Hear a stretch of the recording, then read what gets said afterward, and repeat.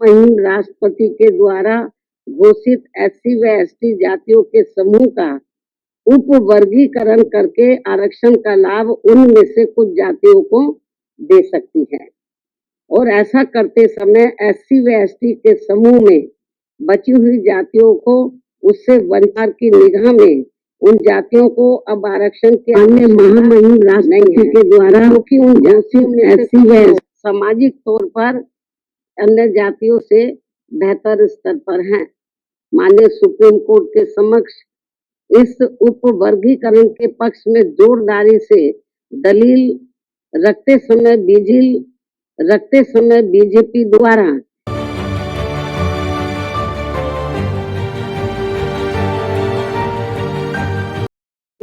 और अंत में ये सभी लोग फिर आरक्षण से वंचित रह जाएंगे। साथ ही माननीय सुप्रीम कोर्ट के समक्ष दविंदर मामले में सुनवाई के दौरान केंद्र के वकीलों और राज्य सरकार की तरफ से भी सत्ताधारी दल के वकीलों ने ही अपना पक्ष रखा है, परंतु माननीय सुप्रीम कोर्ट के 1 अगस्त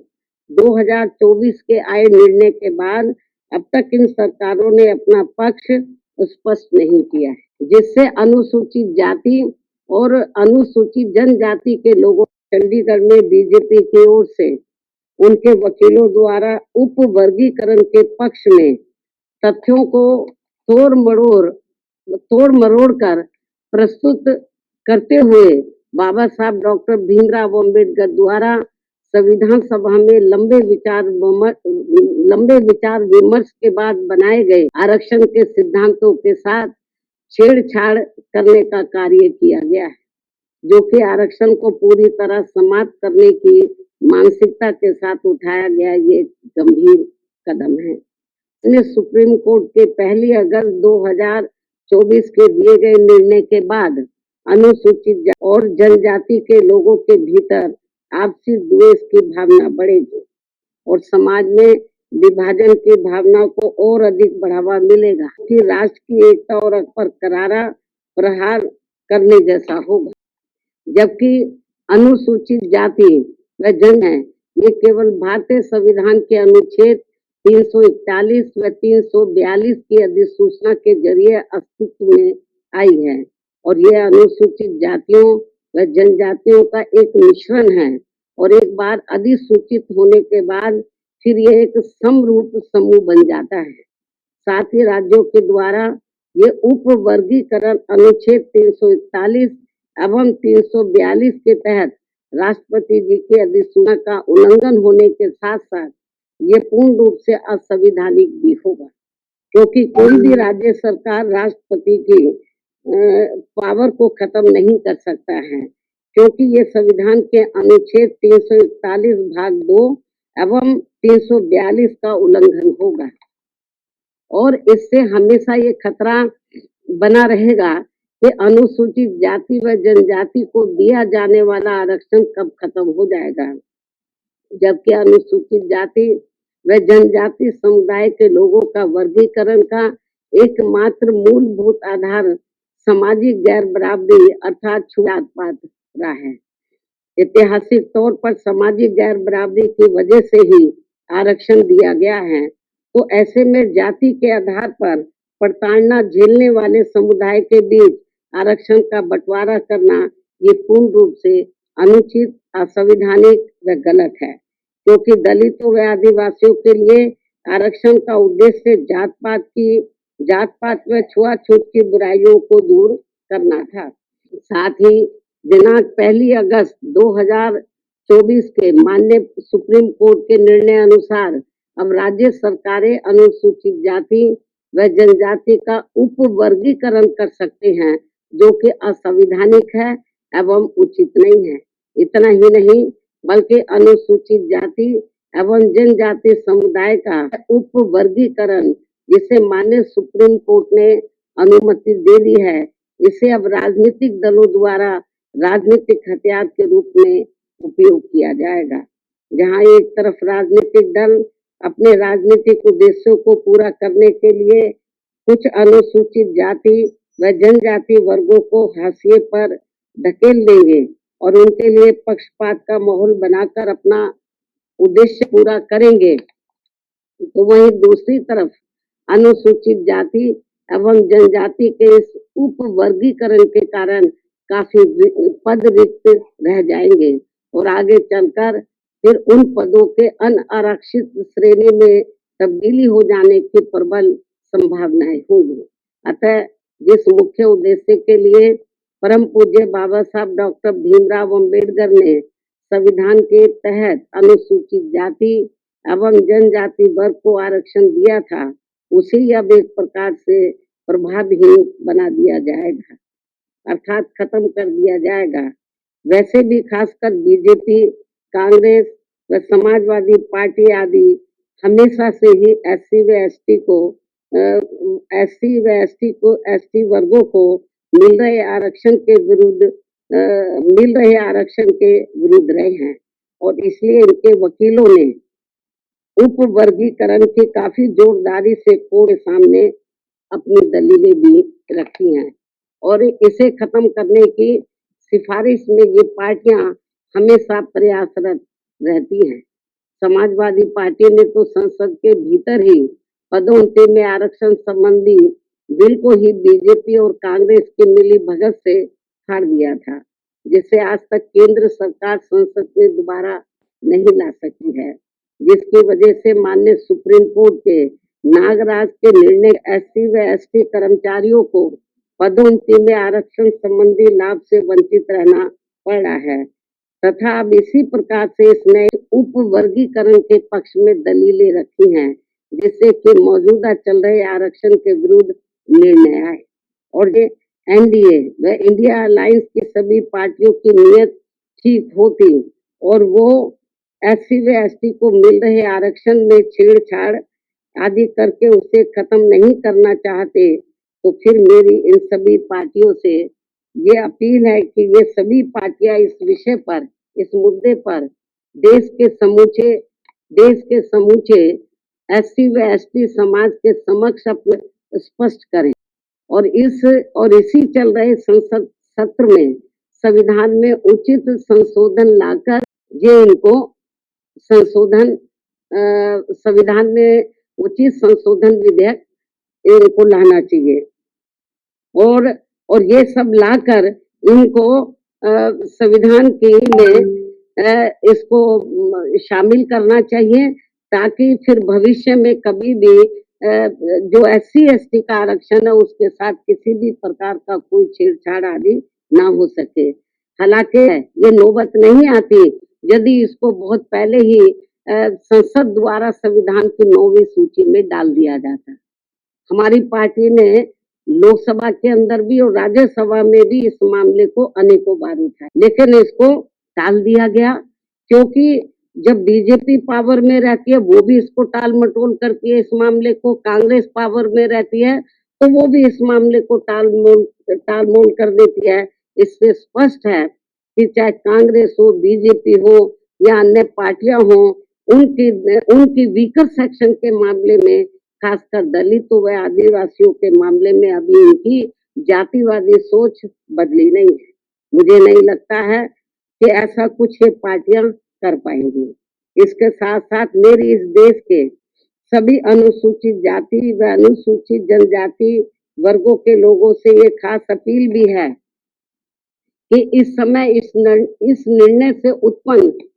उत्पन्न स्थिति को अपने व अपने बच्चों के भविष्य तथा अपने संवैधानिक अधिकारों को नुकसान होने से बचाने के उद्देश्य से तथा बाबा साहब डॉक्टर भीमराव अंबेडकर के द्वारा अपने अथक प्रयासों से इन वर्गों को जो संवैधानिक अधिकार दिलाए गए हैं तो उन्हें खत्म होने से बचाने के लिए इस स्थिति को अपने लिए एक आपातकालीन की स्थिति समझते हुए इन्हें एकजुट होना पड़ेगा तथा मात्र अपने अपने राजनीतिक स्वार्थ व दबाव से प्रेरित न होकर यहाँ सभी राजनीतिक पार्टियों के ऊपर दबाव डालकर उचित संवैधानिक संशोधन लाने के लिए मजबूर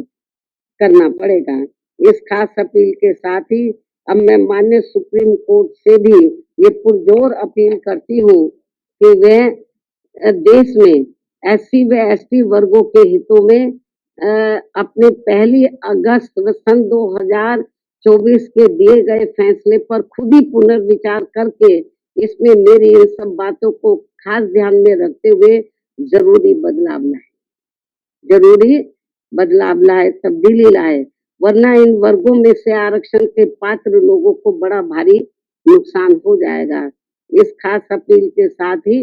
अब मैं अपनी बात यही समाप्त करती हूँ। धन्यवाद। जय भीम व जय भारत। नहीं, उसका खिलाफत इन्होंने नहीं, वो पूरा उन्होंने तो बल्कि इस मामले में वो ऐसी दलीलें रखते रहे कि जिससे माननीय सुप्रीम कोर्ट को ये फैसला देने में उनको और मदद मिल गई। चाहे तो कांग्रेस की ओर से वकील खड़े हुए या सरकार की ओर से खड़े हुए हों, इन्होंने एक प्रकार से माननीय सुप्रीम कोर्ट की मदद ही की है इस मामले में। तो इससे जाहिर हो जाता है कि इनकी इंटेंशन सही नहीं है और ये लोग SC और ST को जो रिजर्वेशन मिल रहा है इसको सीधा खुद ना खत्म करके माननीय कोर्ट के जरिए, जुडिशरी के जरिए ये इसको खत्म करना चाहते और इसमें ये लोग काफी हद तक कामयाब भी हो गए हैं और हमारी पार्टी इसको लेकर बड़ी चिंतित है। जो SC ST का पदोन्नति में जो आरक्षण का मामला था तो वो लगभग खत्म सा हो गया था। उसको प्रभावी बनाने के लिए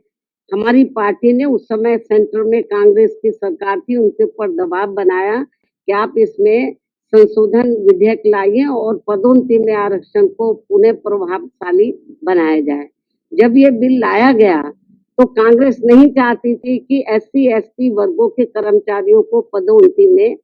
आरक्षण का लाभ मिले। तो कांग्रेस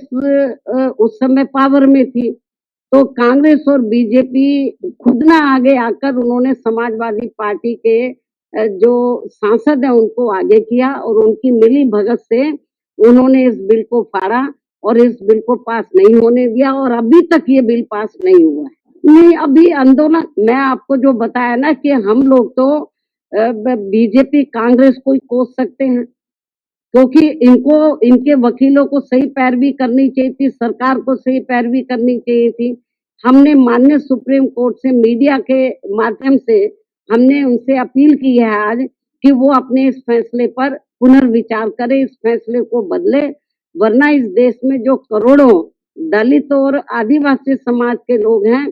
तो जिनको अपने पैरों पर खड़े करने के लिए परम पूज्य बाबा साहब डॉक्टर अम्बेडकर ने जो इनको आरक्षण की सुविधा दी थी, यदि ये खत्म हो गई तो बड़ा मुश्किल हो जाएगा। और जो लोग ये कहते हैं कि SC में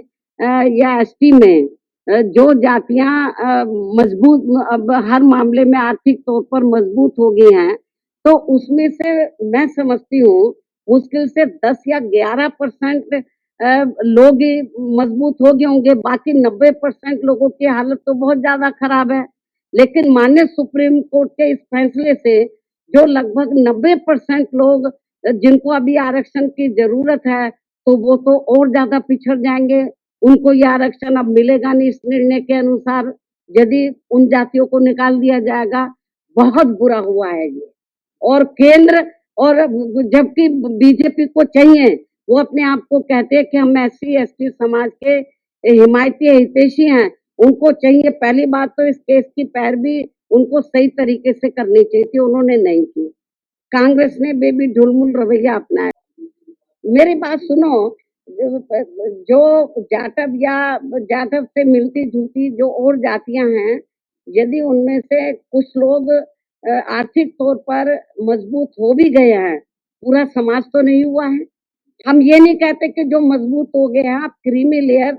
के जरिए आप उनको मत दो वो फायदा, मतलब हम कोई उसके पक्षधर नहीं है, लेकिन 90% लोगों की तो हालत बहुत ज्यादा खराब है, उनको तो रिजर्वेशन मिलना चाहिए। और जो 9-10% जो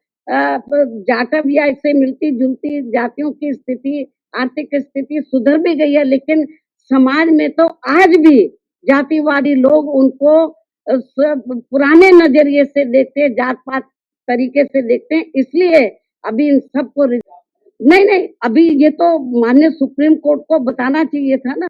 हम लोग तो नहीं करेंगे। सुप्रीम कोर्ट ने कोई इसका पैमाना अभी तय किया नहीं है, बहुत ढुलमुल ये जजमेंट है। और इस तरीके से इसकी आड़ में राज्य सरकारें जो SC/ST को अभी तक रिजर्वेशन मिल रहा है इसको बिल्कुल निष्प्रभावी बना देंगी, ना के बराबर इसको कर देंगी, लोगों को कोई इसका लाभ नहीं मिलेगा। नहीं, हमारे को तो उन्होंने कब बुलाया ही नहीं, जबकि हमारी पार्टी इनके लिए लड़ाई लड़ती रही है। हमको भी बुलाते तो हमारी ओर से वकील जरूर जाता। मैं आपको बताया कि ठीक है, आप आर्थिक नहीं, जो SC/ST के लोग हैं इनको जो रिजर्वेशन मिला है, जो शैक्षणिक, सामाजिक और आर्थिक गैर बराबर हैं, इस आधार पर मिला। तो सामाजिक जो दृष्टिकोण है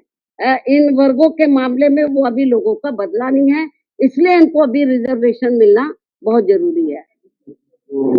ठीक है भाई, आप लोग को बार बार एक ही चीज को जिसका जवाब मैं दे चुकी हूँ। हमारे चैनल बहुजन दस्तक को लाइक, शेयर, सब्सक्राइब देखना मत भूलिएगा। जय भीम, जय भारत, जय संविधान, नमो बुद्धाय। धन्यवाद। Channel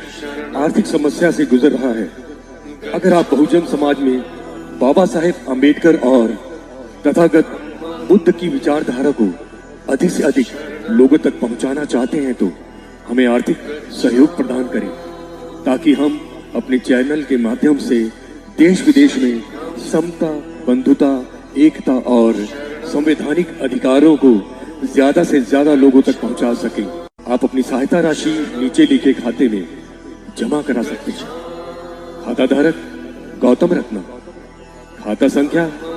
3169576865 IFSC code SBIN 0060336, bank भारतीय state bank.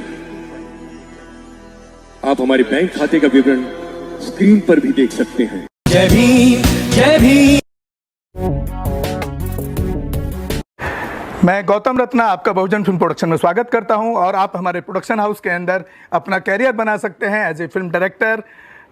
As a producer and actor and actress and editor and cinematographer also. अगर आपको फिल्म से रिलेटेड कुछ भी प्रोजेक्ट आपको बनवाना है तो हमारे पास में पूरा सेटअप है, जिसमें फिल्म कैमरा है, शूटिंग लाइट्स है और एडिटिंग है। सारा A to Z एक ही जगह पर आपको हमारे यहाँ पर मिल जाएगा। तो दोस्तों, आप हमें कांटेक्ट कर सकते हैं हमारे नंबर्स पर 9810085714 और 8510005714। हमारे वेबसाइट पे विजिट कर सकते हैं www.filmserviceindia.com और हमें मेल भी कर सकते हैं gautamfilmsproduction@gmail.com पर। धन्यवाद।